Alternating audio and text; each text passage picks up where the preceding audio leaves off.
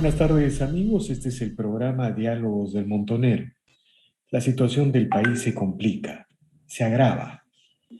Y el asunto de que el deterioro se profundice ya no solo tiene que ver con la propuesta del Poder Ejecutivo del gobierno de Pedro Castillo de Perú Libre.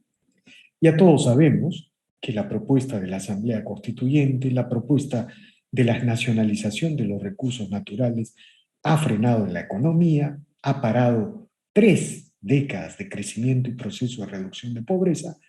También sabemos que la colonización de militantes de Perú Libre en el Estado está deteriorando a tal manera el Estado que ya se puede empezar a hablar de que hay un colapso de los servicios públicos. En Lima, el desborde criminal se apodera de todos los barrios pobres, de los barrios medios, de las clases altas. En las ciudades sucede lo mismo. En las zonas mineras, el Estado ha renunciado a ejercer la autoridad democrática y ha dejado la minería a merced de las minorías radicales, de la violencia. Todo eso lo sabemos. El Perú está produciendo un poco más de la mitad de su producción de minerales, cuando debería estar produciendo todo lo posible en un momento en que los minerales están a precios inalcanzables, inimaginables. Bueno, todo eso está sucediendo, pero lo que está pasando en el Perú es que no hay alternativa. La oposición no está construyendo una alternativa, una opción, una salida viable. Y eso es un tema que también tenemos que conversar. Para hablar de estos temas, el día de hoy hemos convocado a Juan Cheput, exministro, analista político, un político de larga trayectoria en el Perú, quien ha tenido la gentileza de aceptar esta conversación. Buenas tardes, Juan, gracias por el diálogo. Muy buenas tardes, estimado Víctor Andrés. Encantado de conversar contigo. Bueno, quería preguntarte por una primera impresión, luego de las protestas contra el costo de vida, luego de la protesta masiva contra el toque de queda. El gobierno aparentemente no se da por notificado y en la oposición no hay una opción, no hay una salida. ¿Cuáles son tus comentarios al respecto, Juan? Bueno, es indiscutible que estamos pasando por un deterioro institucional encabezado por el Poder Ejecutivo, que ni siquiera da la talla en materia sectorial como para poder diferenciarse de otro poder históricamente cuestionado como el legislativo. A lo largo de la historia del Perú político, hemos tenido, al menos en este siglo, momentos en los cuales el presidente y el ejecutivo podía estar cuestionado, pero tenía un gabinete, un conjunto de ministros que se colocaban por encima de la coyuntura y permitían que el Perú siguiera desarrollando, siguiera avanzando. A la par teníamos un Congreso muy fiscalizador, a veces prepotente, pero que sin embargo en el momento de otorgar algún tipo de concesión al Ejecutivo lo hacía. Hoy no tenemos ni lo uno ni lo otro. Por eso te hablo de un deterioro institucional. O sea, digamos, hace un tiempo, no sé si recuerdo que fue contigo, con otra persona, hablamos de que había una especie de empate, ¿no? Es decir, el gobierno no podía hacer su constituyente ni nacionalizar los recursos naturales y la oposición no podía vacar al presidente. Pero ahora ya es algo más que empate, el deterioro, el desplome de la sociedad que hemos organizado en los últimos 30 años de modelo económico, en los últimos 20 años de democracia, como que se cae ladrillo por ladrillo. Es decir, la sensación del deterioro ahora tiene otra magnitud, otro nivel. Claro, es como el cáncer en el organismo, ¿no? El hecho que la persona muera no significa que el cáncer ha triunfado. El cáncer también desaparece con el muerto. En este caso, el hecho que tengamos a dos poderes en enfrentamiento permanente están deteriorando al Estado peruano. Y yo creo que de eso se han dado cuenta personas que tienen un mínimo de razón y de influencia y sobre todo la gran ciudadanía, el gran público, a tal punto que cada día que pasa le quita legitimidad a ambos poderes del Estado. La frase que se vayan todos, que empezó de manera aislada, pues se ha convertido en general. A ver, Porque otra de las cosas, disculpa, Víctor Andrés, que hablamos tú y yo hace ya varios meses, fue que anticipamos el colapso de los servicios públicos, cuando nadie lo veía así. Y eso se debía a la invasión de personeros, de personajes, de personas militantes al de Perú Libre. activistas sin formación técnica ni profesional. Así Es, es. simplemente activistas, y mira el estado de las cosas hoy en día, un colapso también generalizado. Ahora, Juan, ¿qué te parece si vamos analizando factor por factor y luego reflexionamos sobre las salidas? Porque las salidas tiene, de alguna manera va a tener que comprometer al actual Congreso, ¿no? Entonces ahí necesitamos echarle una mirada especial, pero antes el Ejecutivo. Algunos observadores empiezan a señalar, bueno, que la caída en popularidad de Pedro Castillo no es una gran novedad en la reciente historia, porque lo mismo pasó con Alejandro Toledo. Alejandro Toledo llegó a una popularidad de un dígito, ¿no? De un dígito. Entonces, se argumenta que hay una sobrereacción, una exageración de la gente con respecto al deterioro del actual gobierno. ¿Qué piensas de este tipo de aproximación? Que no están viendo todo en su contexto y que están haciendo un pésimo análisis de la realidad. En el caso de Alejandro Toledo, los cuestionamientos no eran gubernamentales, eran a la persona, eran a la forma como trató a su hija Saraí, era la forma como se desenvolvía en términos privados, era su cercanía al alcohol y eran cuestionamientos que venían antes del gobierno. En este caso estamos hablando de cuestionamientos a la figura presidencial por actos de corrupción, por allegados, por pésima gestión, por falta de liderazgo. Otra cosa que tenía Alejandro Toledo es que, y que llamaba la atención en su momento, es que tenía ministros muy populares. Personas como Carlos Ferrero, por ejemplo, superaban el 50% y tenía ministros en diversas carteras que superaban también ese porcentaje por la buena gestión que hacían. Y Y aún más, el Perú creció los 60 meses, los 60, al igual que el gobierno de Alan García. Entonces, y por otro lado, que tampoco debemos dejar de lado, es que Alejandro Toledo enfrentó una oposición feroz en el Congreso, encabezada por el partido aprispa, magníficos rivales, sobre todo en la oposición, ¿no? Y hoy en día no vemos nada de eso. Vemos a un ver, Congreso sumiso. pero digamos, antes de ir al Congreso, ¿no? O sea, me parece que tu apunte acerca de que no es la misma situación es fundamental, porque además, Juan, no solamente se trata del deterioro de la figura del presidente Castillo, no solamente se trata que no tiene un mínimo equipo a su alrededor, sino que el presidente Castillo ha producido lo que parecía imposible, ha frenado 3 décadas de crecimiento y de proceso de reducción de pobreza. Entonces la pregunta es, ¿cómo le explica eso a la gente? ¿No? En pocos meses se han frenado 3 décadas. Ahora, claro, ahora todo es protesta, es reacción, es furia.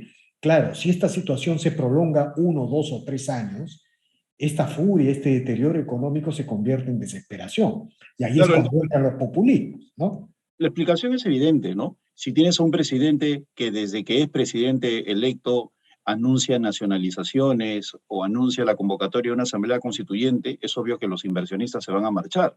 Si tienes a ministros ligados a Sendero Luminoso o que no conocen del sector o que son antimineros como lo fue la ex premier Mirta Vázquez, es obvio que se van a espantar todo aquello que quiera poner un sol en el Perú. Y si tienes una falta de consenso en el mensaje del Ejecutivo, en el cual primeros ministros como el señor Guido Bellido trata de sindicalista básico a su propio presidente, Pedro Castillo, pues el desorden está allí sí institucionalizado. Entonces, todos esos mensajes van al exterior y provocan que se ahuyente la inversión privada, sobre todo que es el 88% del total de la inversión, y ahí tenemos los resultados. Un país con crecimiento menos que mediocre, un país que tiene cero de crecimiento en inversión privada, y un país que en estos momentos está bajando todas sus calificaciones de riesgo. Ujú. Ahora, y esto de la economía es fundamental. A mí particularmente me llama mucho la atención que la gente no lo entienda, ¿no? En realidad, el principal enemigo que tiene ahorita Pedro Castillo y Perú Libre no es el Congreso, no es la oposición, sino es el frenazo económico, ¿no? Es Uh-huh. decir, la gente ha estallado por el frenazo económico, no lo entiende, no lo entiende, digamos. Encima viene la guerra sobre Ucrania y ahí está la diferencia, pues, con Toledo y Castillo, ¿no? Toledo vivía Claro, en una época de auge, de avanzada económica. Castillo es la destrucción de la economía. Claro, en el caso de Toledo empezó con problemas económicos. Desde el año 98 al 2002 hubo una suerte de recesión mundial, pero aún así empezó el crecimiento. Trajo los TLCs y los normalizó, los hizo parte del diálogo ciudadano, empresarial, político. Luego vino Alan García, que él sí gozó durante el año 2006, 2007 y 2008 de precios sin parangón, sobre todo en términos de minerales, pero lo supo aprovechar en inversión pública y en una serie de asignaciones presupuestales que mejoraron el bienestar de los peruanos. Ahora, lo que tenemos ahora es un desorden generalizado, un Congreso que no da la talla, que se ha olvidado de la fiscalización tan importante en estas situaciones y que lamentablemente está generando un clima de deslegitimización que arrastra a los dos poderes del Estado. Ahora, ¿y qué te parece la iniciativa del Acuerdo Nacional y del Cardenal Barreto? Se reúnen en Palacio y lanzan la idea de que el presidente Castillo se ha dado cuenta de que está mal asesorado y que puede cambiar el gabinete. Eso ya no Bueno, parece posible, ¿no? Ya no está en el ADN de Castillo cambiar el gabinete, porque además Perú Libre es el pilar sobre el que sobrevive. Si pierde esos 30 y tantos votos, 37 votos, hasta se podría formar una mayoría para vacarlo o para acusarlo constitucionalmente. mira, yo tengo un gran respeto por la Iglesia, por lo tanto creo que al cardenal Castillo y al cardenal Barreto los han Al- sorprendido. El presidente no ha tenido la idea del gabinete de ancha base. Ese es un documento que el Acuerdo Nacional empezó a circular hace 2 semanas. A mí también me llegó por medio de un político. Y ponen en boca del presidente algo que ni siquiera es su idea. Ahora, un quinto gabinete en 9 meses no es solución, por favor. Y Albert Einstein señalaba que insistir en lo mismo es síntoma de locura si se obtienen los mismos resultados. Acá el problema es el presidente y la señora Dina Boluarte, y también el Congreso. Yo creo que ya es hora, para evitar mayor deterioro en el país, que empecemos a discutir seriamente sobre el adelanto de elecciones a través de un mecanismo que tenga 3 etapas, ¿no? La primera, el gran acuerdo político en el Congreso Ese para es un definir. tema que quiero plantearte como la parte final de nuestra conversación, pero antes el Congreso, ¿no es cierto? O sea, esta idea de la no reelección parlamentaria que se promovió durante la administración Vizcarra, ha liquidado el sistema político realmente, ¿no? Es Claro, decir, es una mezcla de Vizcarra y los opinólogos que no entienden la política. Mira, yo he escuchado críticas, por ejemplo, a parlamentarios de la talla de Mauricio Müller, porque dicen no ha presentado proyectos de ley. Por favor, hay parlamentarios que son grandes fiscalizadores, como Mauricio Müller o Carlos Malpica o Javier Díaz Canseco. No no, son claro, pródigos en leyes. Entonces, los parlamentarios tienen distintas formas de funciones, actuar. Unos pero, son legisladores, otros son fiscalizadores y otros son representantes. Por o sea, ejemplo, pero antes que tú continúes con eso, es evidente que esta no reelección parlamentaria ha liquidado el sistema político porque no se puede entender. Yo tengo dos imágenes están, que me impresionan a mí, ¿no? Una, la imagen es cómo el Congreso puede acompañar en su deterioro a un ejecutivo, digamos, al ejecutivo más incapaz uh-huh, de nuestra historia republicana, no es exagerado decir, pero el Congreso lo acompaña en su deterioro. Y no, y la con otra el imagen, pretexto, Juan, y la otra imagen que yo no puedo sacarme de la cabeza es que el día que Pedro Castillo tenía la mayor movilización ciudadana en su contra en la ciudad de Lima, el Congreso no lo dejaba ir a Palacio. Es como si, no puedo entender eso, o sea, en mi cabeza no está. Es como si la mesa directiva del Congreso quisiera que la gente marchara hacia el Congreso, ¿no? no, sí, No hay ahí pero mira, ojo, un no fue mínimo la mesa criterio. directiva, sino la torpeza colectiva, porque fueron los portavoces, a iniciativa del congresista Jorge Montoya, que invitaron al presidente al Palacio Legislativo y todos los portavoces aceptaron, ¿no? O sea, y lo peor es que no investigan, no fiscalizan. La gran mafia de las constructoras chinas, por ejemplo, que se viene denunciando a niveles de Capeco hace meses y el Congreso no pone una sola comisión de investigación. Este Congreso perdonó a Juan Silva, el ministro de Transportes y Comunicaciones. Este Congreso no tiene conclusiones ni en la Comisión Zarratea, ni en la Comisión Visitas a Palacio, ni en la Comisión del Fraude, ni en la Comisión de Ascensos. Un Congreso sin fiscalización es un Congreso que deja de lado el poder que tiene para hacer el... Pero por otro lado, Juan, mira, eh, yo creo que uno de los principales errores del Congreso es no entender que la defensa del modelo económico es la estrategia para oponerse a la constituyente. A ver, si el gobierno está haciendo todo para destruir el modelo económico, todo, cada uno de sus actos están orientados a eso.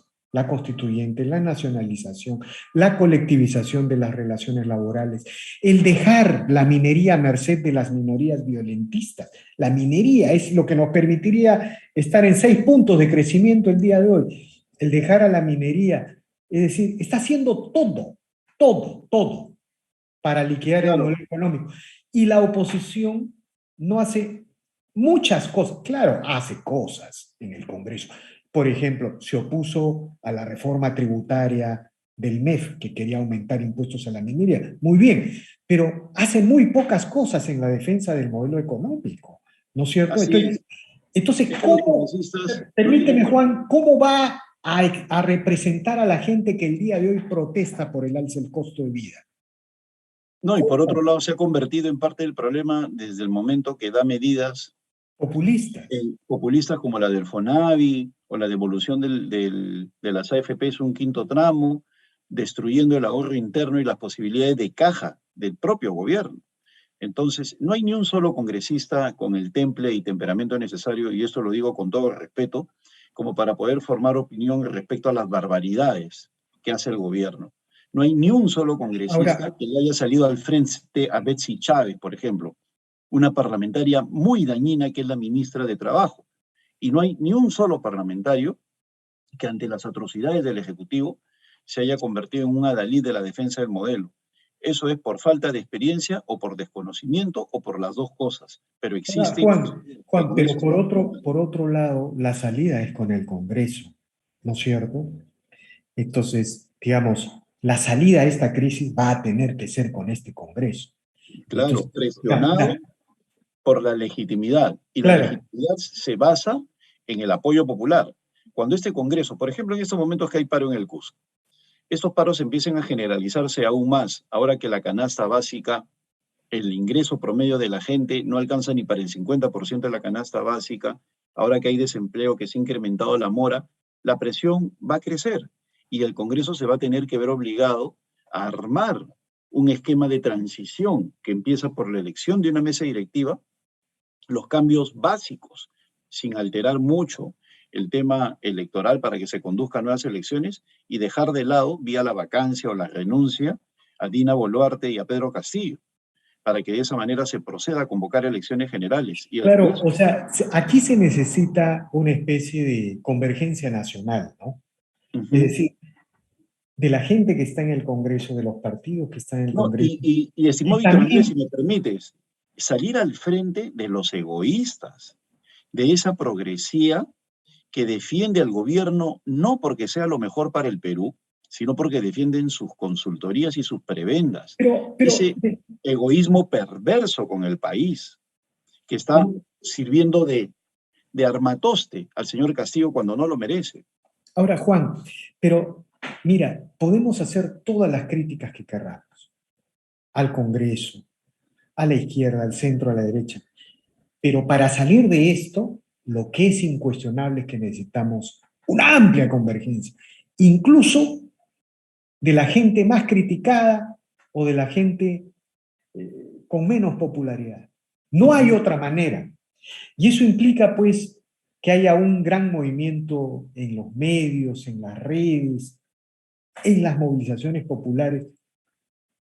Por ejemplo, necesitamos una propuesta de mesa directiva para liderar la transición, ¿no? Así es. Es decir, como también una agenda mínima, que no pasa por la reforma política como lo plantean estos señores progresistas, que han instalado la falsa idea de que si no hay reforma vamos a tener lo mismo. Eso es falso. Eso es mentira. Y eso es No, querer lo que proteger a necesitamos, ti. por ejemplo, lo que necesitamos es eliminar la no reelección parlamentaria, ¿no es cierto? Así es. Necesitamos un Senado, ¿no es cierto?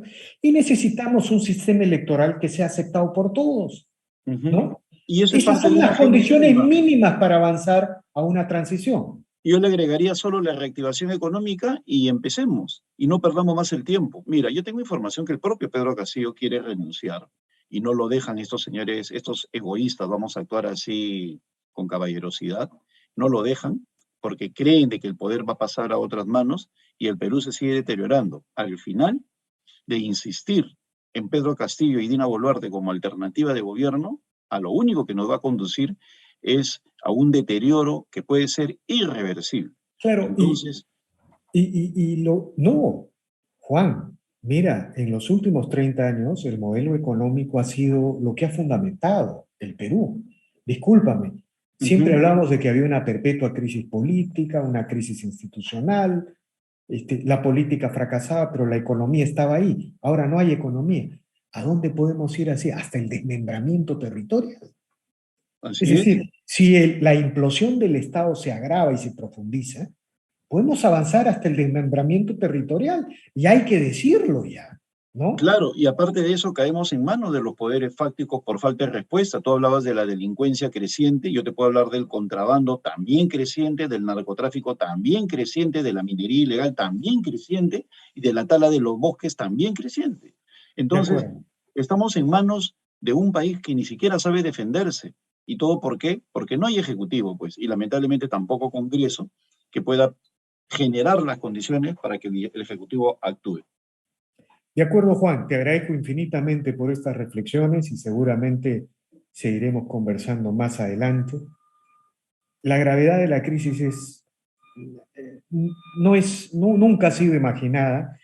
Empiezo a sentir, te lo transmito como una percepción inicial, que estamos en una situación parecida a ese momento en que Sendero avanzaba y no había cómo detenerlo. Ujú. Y en Estados Unidos se hablaba de que si ganaba Sendero, el Perú iba a ser desmembrado territorialmente. Un norte que se iba con Colombia, con Ecuador, un sur que se iba por Bolivia para enfrentar al maoísmo terrorista. Cosas de ese tipo uno empieza a percibir. Te agradezco Así es. infinitamente. Muchas gracias, querido Víctor Andrés. Hasta pronto. Bien. Bien, amigos, esta ha sido una nueva edición de Diálogo Montonero. Regresamos en la siguiente edición. Gracias.